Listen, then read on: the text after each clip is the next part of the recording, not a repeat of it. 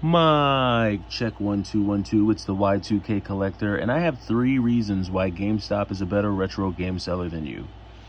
Reason number 1, GameStop as a corporation and as a franchise, they have more locations. They have more locations and they have a stronger online presence. So their infrastructure is completely outpaces anyone who would try to set up an online store, an eBay store, set up a Mercari store. They just have a much more stronger online presence, as well as a much stronger brick and mortar presence out in the world. Period. So I think that it creates a level of ease for buyers that a lot of online retailers and even mom and pop game stores just aren't going to be able to offer customers. Don't get me wrong, a lot of times retro gamers, they don't go to retro game stores just to buy video games. A lot of times it's the ambiance. They want to look at the posters, they want to look at the action figures, the bobbleheads or the pops, all the different trinkets and stuff like that.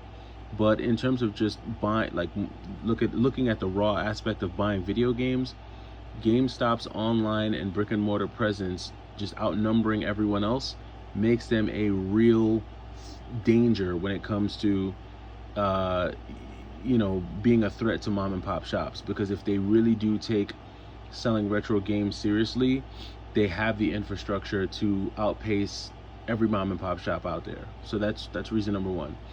Reason number 2 is that GameStop, their promotions and sales wind up offering customers a much better deal oftentimes than you would find at a retro game store. So what do I mean?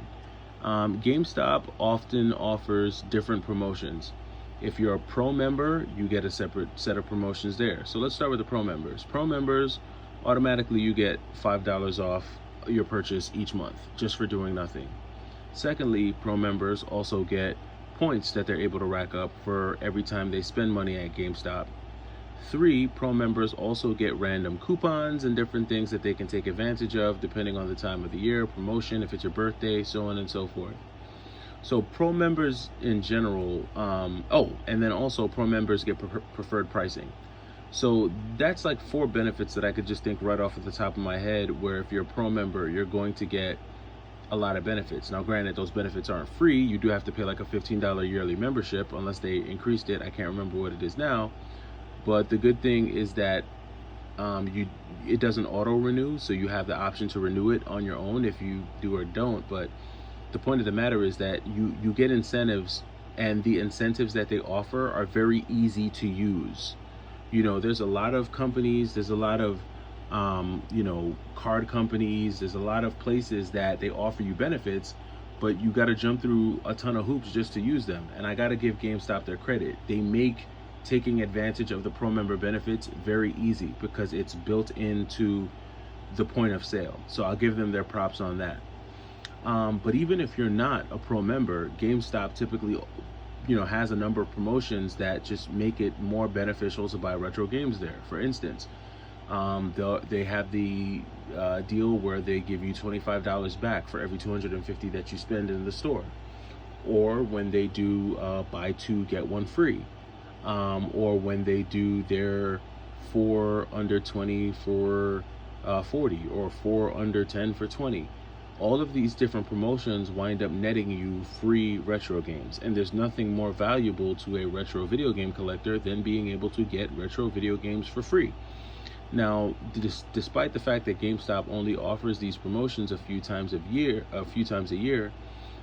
it also makes it easier for a collector to pace themselves and just simply wait for when GameStop has these promotions to take full advantage. And then ultimately, if you're a shrewd consumer, you'll probably try to do your best to combine as many of these promotions into one purchase. What do I mean? If there's a 4 for 40, if there's a 4 under 20 for 40 promo going on, you may walk in there and buy 20 games and spend $300 so that you can get $25 back, and then you're racking up your pro member points, which then translates into coupons that you can spend. And oh yeah, you get to burn that extra $5, that $5 off to go ahead and save on the taxes.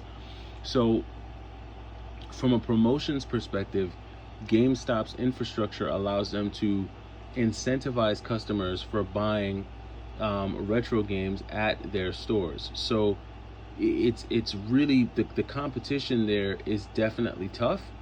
And I don't know if many mom and pop stores are able to offer those same types of programs, promotions, and incentives when it comes to buying their retro games. The third reason why GameStop is better than you at selling retro games, and by you, I mean the proverbial you. I don't mean like you literally, the person listening to this video, right? I hope we all know that. But the third reason why GameStop is better at selling retro games than you is that GameStop now is buying more retro games than ever before. And again, it goes back to their infrastructure, right?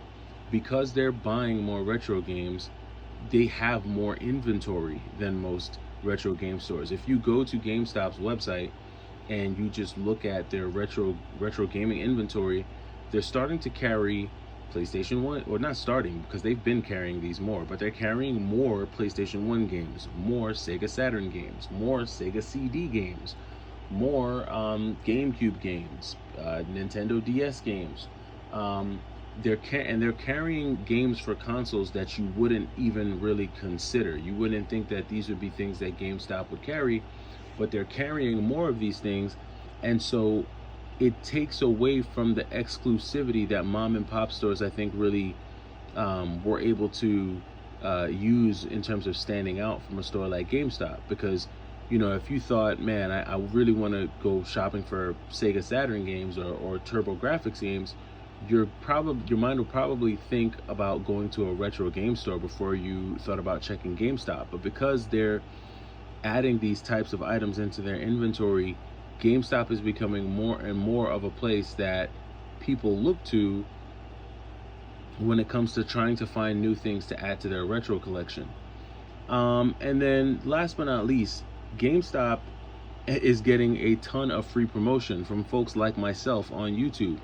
There are so many retro game hunters, so many retro collectors that are going to GameStop to buy retro games, and then they're posting it online. So it's just spreading the word and creating even more awareness that this is a place where you can go to pick up retro games. And you know, with that awareness, it just generates more traffic and creates more traffic in GameStop. And when you're a collector and you know that there's a game that you might see like in a retro game store, but you know that GameStop would sell it for less, it makes it harder for folks, especially on these tight budgets, to want to spend that extra money at a mom and pop store, even if they want to, right? Even if they want to, because financial constraints are just going to make it harder. So I'm not making this video to say shut down your eBay store or shut down your Mercari store, because I think resellers, I've said this before, I think resellers are an important part of the gaming community.